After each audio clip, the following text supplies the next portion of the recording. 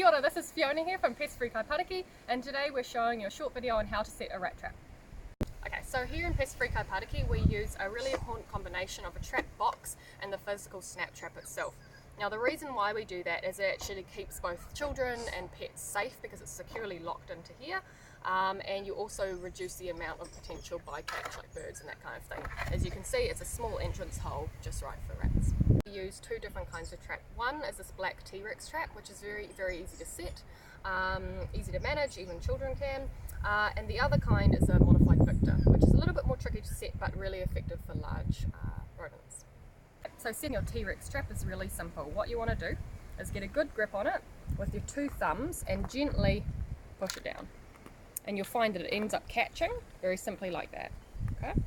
To unset it, what you want to make sure you do is you have a lot of pressure with your whole thumb on the side so you can then gently depress the pedal and let it down. What you don't want to do is hold it roughly like that because that spring will surprise you. Now you know how to safely set your trap. When you're ready to actually catch a rat, switch it over and pull out this bait well. This is where you're going to put your lure, like your peanut butter for example. Pop it in there, screw it back in, and you're ready to set and place in your trap box.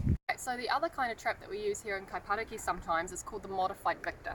Now it's based on the old design, but what's special about it is this white housing, and it actually forces the rat to trigger a much smaller pedal. So it means the rat's head is quite a long way in by the time it's triggered, and so you get a very clean kill.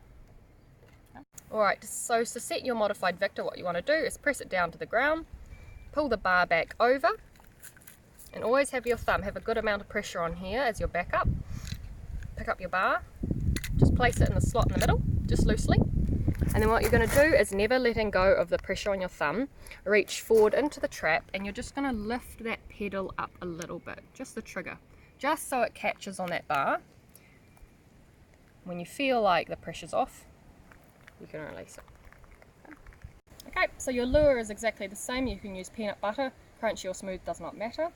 And what you're going to do is just smear a little bit on that pedal right there. There's a little bit of a spike, so just smear it on and then set your trap. So when you want to put your rat trap actually in your box, lift up the grate, we'll put in our peanut butter and set the trap, and you're just going to gently slide it in the back. Now don't put it too far forward into the trap. You don't want it to be anywhere near this hole because we want to keep children safe and we want to keep birds safe, etc. So quite far in the back there, put the grill down and you're done. So you're wanting to check your trap about every 1 to 3 days at the beginning, and over time that can go up to about a week. So when you're ready to check your trap, make sure you wear your gloves for health and safety.